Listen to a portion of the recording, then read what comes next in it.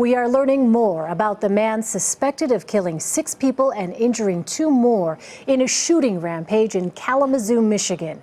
Police arrested 45-year-old Jason Dalton early this morning. He was working as an Uber driver. The ride-sharing service says he did pass a background check. There are reports he was picking up fares in between the shootings. Police say the violence started Saturday night around 6 p.m.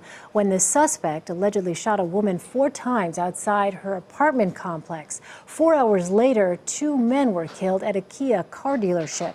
A few minutes later, 4 women were shot and killed, and a 14-year-old girl was wounded in the parking lot of a Cracker Barrel restaurant.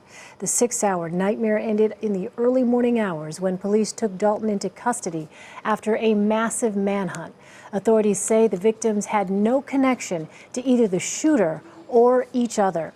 Jeff Hadley is the chief of public safety in Kalamazoo, and he's with us on the phone. Thanks for being with us, Chief Hadley. Sure, no problem. So do we know at this point of any kind of motive at all?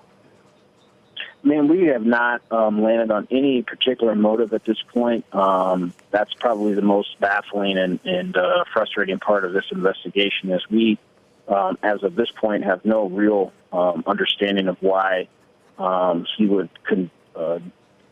commit these type of crimes, and it's just truly baffling. Chief, was the suspect known to law enforcement before this incident? No, ma'am, he was not known to us. He has no criminal history that we know of, no incidents in our system, no involvements. So he was, for all intent and purposes as we knew it, an average everyday Joe. What about the FBI? How is the FBI assisting in this investigation? What's their role? Well, the FBI is, from the initial stages, provided a support role for us, offered any resources we may need as we continue throughout the investigation. I've talked to the special agent in charge out of Detroit early this morning, so they've been very helpful, taking a secondary role in this. This is a local investigation. We don't believe or have any reason to believe there's any terror ties or anything like that at this point, so they've been very helpful and very supportive, as they always have been for us. Chief, I know it's early in the investigation, but there are reports on social media that the suspect was working just hours before the rampage. Do you know if he was picking up fares in between the shootings? Have investigators been able to determine that? Not at this point. I have not talked to our investigators in the last several hours.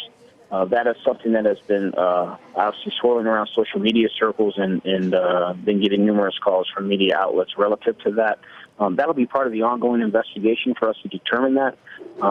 In the early stages of the investigation, when we did our initial briefing at 4 a.m. in the morning, it was brought up that he may be an Uber driver. There wasn't anything that we pursued at that point because it wasn't germane or relevant at that point in the investigation. We had other things that were taking higher priority, as you may know. So that's something that we will flush out as we move forward in the investigation. And on that point, is Uber cooperating with the investigation? I would assume so. I have not, again, talked to my detectives. I would assume they are. I haven't heard otherwise.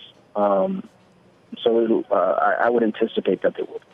Chief, one last question before we let you go. What about surveillance videos? Are police having access to any kind of surveillance videos in the area? Are you able to say that right now? Yes, ma'am. We were able to pull surveillance video from the auto dealership and the Cracker Barrel, where 2 of the incidents happened at. The management personnel at those 2 venues were extremely responsive and helpful to us in our initial stage of the investigation. And we'll continue to look for any additional footage from any of the other area businesses that were in that vicinity. Apologies, Chief. One more question for you. Just in terms of how the suspect was captured, can you talk about that? How is it that officers were able to take him into custody and not have anyone else be hurt? Can you describe the circumstances of his capture? Well, it was yes, ma'am. There was some really good police work by the officers on the streets. Kalamazoo County Sheriff's deputy recognized or saw a vehicle matching the description of the vehicle that was put out earlier, called for backup. Our officers showed up, backed him up, took him into custody without any confrontation or further incident. was really some very good, swift police work. We were very thankful as a community and as a department that he was captured so quickly, because I had every reason to believe that he would have continued harming people if he was not captured in such a quick fashion. And what kind of weapons were found on him or in his vehicle? Can you talk about that at all?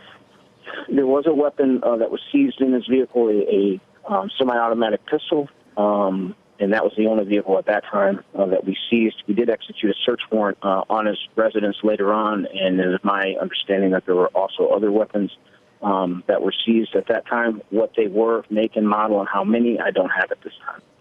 All right, Chief Jeff Hadley in Kalamazoo, thank you so much, sir, for your time. Appreciate it. Yes, ma'am.